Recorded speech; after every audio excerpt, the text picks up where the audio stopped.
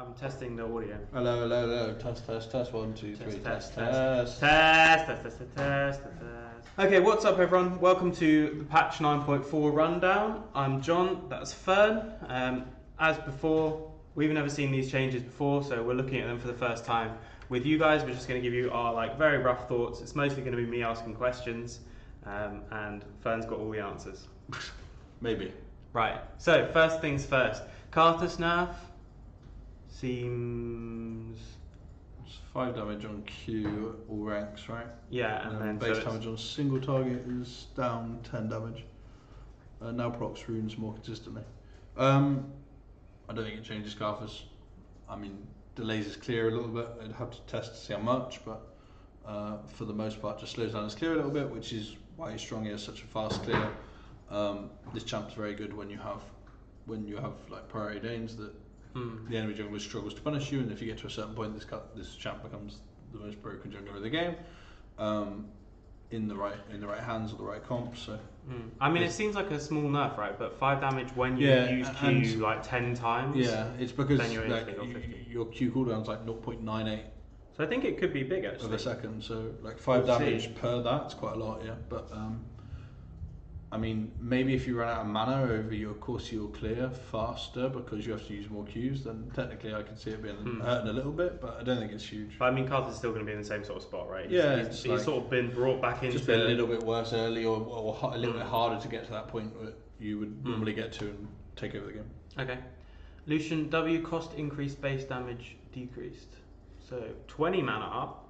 So that's going to affect the getting it level 1, possibly even the putting the 3 points in it. Yeah.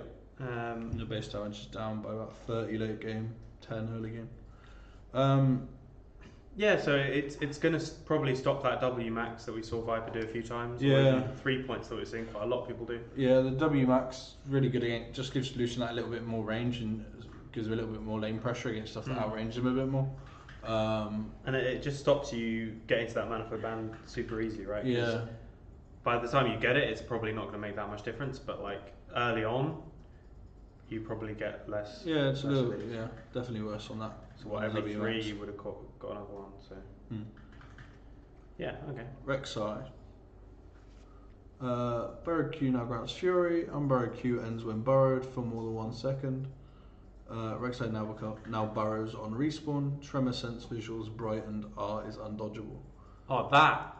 Yeah, I'm not sure about that because R is undodgeable though. That was. Yeah, I guess it was it's really like a lot of damage though. Like yeah, the ult is a we'll big get to the R in a sec because I did do a little have a look at the R and it is technically dodgeable, but we'll see when we read it. Passive Fury Bar now changes colour from yellow to red when max charge. Okay, whatever. Burrowed Q basically now grants 25 Fury to match Rek'Sai's other abilities. Unburrowed Q, Queen's Wrath. Effect now ends and goes on cooldown if Rek'Sai is burrowed for more than 1 second. Tracking visuals of Unburrowed W. Nearby enemies is brightened. Rek'Sai immediately burrows on respawn once a respawn point in W. And our enemies can now only dodge Void Rush by dashing or blinking massive distances away. And I think that distance away is. I think that distance away is 1,000 units. Which is a lot, so it's like an Ezreal E flash and walking a little bit. Ezreal E flash, I think, is 900 units, like E and flash. Right. So it's like okay, so you have to get 1,000 units away. If you took like a within really the, long scream part. Yeah, when it's channeled on you. Right. So maybe like TFO or Ryzo or a long lantern. Okay, but flash no. Flash is definitely not. And you can't when it jumps out then flash. No, it hits you anyway. Still hits you. Yeah. Okay, that's kind of cool. That's much better. Makes the champ much more reliable. The really good thing about ult was like where you could dive and you lose aggro because you channel it and go underground and pop back out and you lose the aggro while it's also an execute. So really good for tower dives. The champ is has always been a really good early game jungler, but the unreliability of the new ult since it got changed from like the teleport to your tunnel. Made it quite hard to actually use properly, but this definitely makes the ult much more reliable. That's cool. Right, Silas. Q radius increased versus champions, W heal decreased, R no longer fizzles if Silas loses vision. 200, 150 versus champions, 180 versus 30 increase. Oh no, radius. 30 increased radius. Detonation radius, yeah. Cast range indicator now includes an indicator to show detonation location and radius. So that's just nice little quality of life type of buff. W. And then, I mean, the healing from W was is massive, ridiculous, right? Yeah. So 20 less. It's actually 20 less at late game. But I mean, what's the increased heal amount? Is it just separate or is it doubled? So is it 80 less? Sorry, not 80 less. Quick maths. 40 less. Yeah, I'm not sure. It doesn't say anything about it, right? King says damage displays a crit size. His target was within the bonus damage threshold. And then hijack. Turret aggression size no longer draws aggro when slinging out enemy's ultimate. Okay. I mean, that's actually quite a nice little quality of life though, right? Yeah, it should happen there, right? Like, R doesn't do damage to it. Yeah, it shouldn't, but you still couldn't do it previously. Yeah, it's fine. It's I mean, normally abilities that don't do any damage don't draw aggro anyway, so that shouldn't. Yeah. Hijack no longer fizzles if Silas loses sight. So this, I mean, this is a needed nerf. This nice quality of life. This nice quality of life. Yeah, she's in a weird position, I think. Silas, like, sometimes I see it do really well. Sometimes I don't see it not do very well. Remain fairly unconvinced. I think it's better and more reliable with a slightly tankier build. We saw like in LCK, like we've seen like Roa, Spirit Visage in the mid lane even. So yeah, and again, sort of a later pick when there's some really interesting ultimates to steal, because there are people who just have ults that aren't really that useful for you, like Alistar, and we've seen that has just been absolutely broken. Yeah, if you have ultimates that, but I think the ones that make you really, really hard to kill while being an AP damage threat is just like the ones that are really disgusting, crazy. Right? Yeah. Okay, we'll see how that helps, but I assume it's just makes them just like, feel a bit nicer to play as well. Yeah. Thresh Q cost increased, cooldown increased early. I mean, Thresh has just been. Yeah, starting to see a lot of Thresh, even though he's got like some matchups that are considered like not great, like Morgana and things that normally like nullify what you do or pacify what you do. He's still just been really, really early rotated. Has a lot of lane pressure.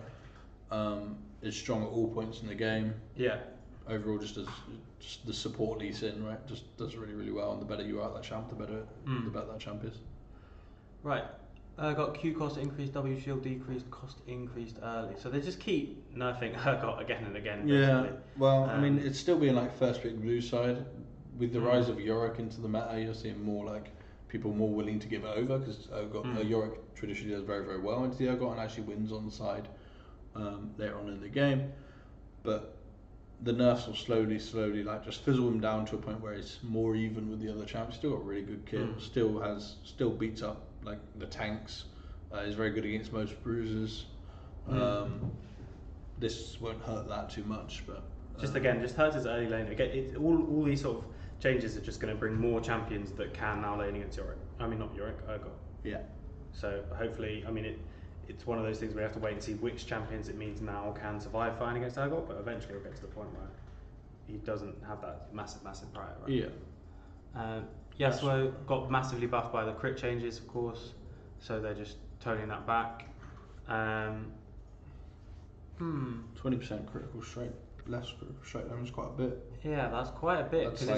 That's a fourth of the damage. I mean, that's like after 2 items, that's just all his damage. Yeah, it's right? quarter of the critical straight damage from Q. And we got 3 less base AD. Hurts him a bit. He's still probably going to have prio in most lanes. Like, he has a prio in lots of mid matchups. The other mid laners that were like really strong around him kind of got toned down a bit, bar like Lissandra and LeBlanc. So like Aurelia used to be fairly good. Akali used to be really good. These champs got really hard toned down on 9.3, so it kind of alongside the crit changes brought Yasuo to a really, really strong spot, and combined with some of the junglers that are good right now, just had such a strong 2v2 in mid lane, which is so important in the game in general and has been for a long time. But just kind of really, really is trouble to deal with. Okay, Zed, last one before the big one, the big rune change. So just fairly simple buffs, other than R no longer grants attack damage on kill. So attack speed growth increased by a decent amount, right? And this mostly just helps you get that like first passive auto and stuff like that. Yeah, it's 1.2, so that's growth. 12.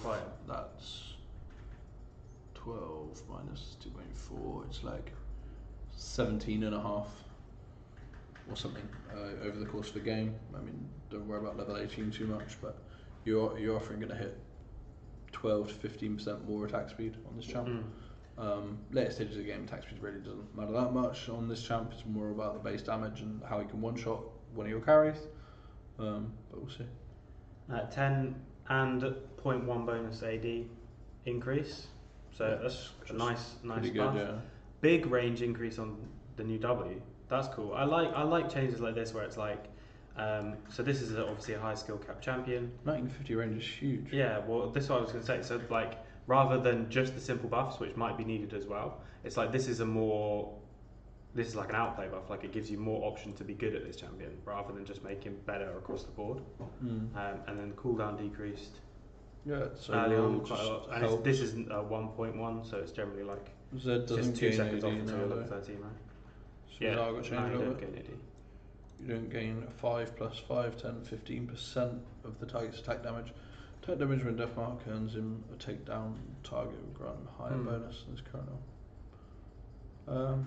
We'll see how that hurts, but the other stuff's just. I mean, really I don't nice. think you normally used to get that much from this in practice. Yeah, I'm by not the end of sure the game. actually. In reality. But yeah, I mean, I like it. I like the range, extra AD. Hopefully that sort of balances out this. Yeah. Cool. Okay, so the big one for this patch is this. Let's just check. There's nothing else really. This just slight There's just more other changes. And there's some more simple champion changes. I don't know whether they put them with the other champions. But I was just wanted to get to this at the end because it's much more fun. Okay. This is just to counteract the people buying these items in a solo lane and not getting any CS. These are all just base stat changes. Oh, really? What? Yeah. It's a base stat, but it's double. Yeah. Yeah, it's high. Okay, so this plus this, we might see a Zir back. Yeah. Sure. No, I've got a bit tankier, which is good because the issues he's had. For something that really wants to get in the enemy champion's face, the build doesn't really lend it to itself in the way you actually want to build this champ, because it's a weird champ though. You want to build it to be like a lane harass champ where in a 1v1 situation, but you also want to build it to be able to get into the middle of the team and do a lot of damage in team fights. So the traditional build was like Black Cleaver, Frozen Mallet into like tank, which is probably what you'll see now, but just having higher base stats allows you to do that a bit better. Hecarim, I mean, I'm not sure if that's going to matter, but it feels nice. 4 seconds less on level 1, scaling to the same. Yeah, early Q mana being lowered is just really good on this champ because you spam that ability constantly to clear, and if you get 4 mana back per Q comparative to 9.3, then definitely increase the clear.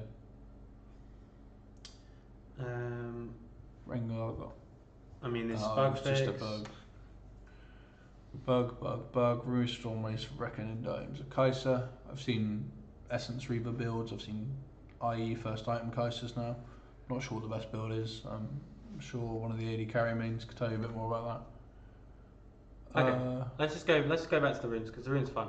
Okay. So the updated Conqueror. Now I'm saying it's fun. I don't really like the updated thing, but I think it's an interesting idea, and we'll get into it more. But basically, rather than it just being AD, and rather than it just being 4 seconds in combat, it's your damaging attacks and abilities on champions grant you stacks. And melee stacks last for 8 seconds, range stacks last for 3, I think it is, 3.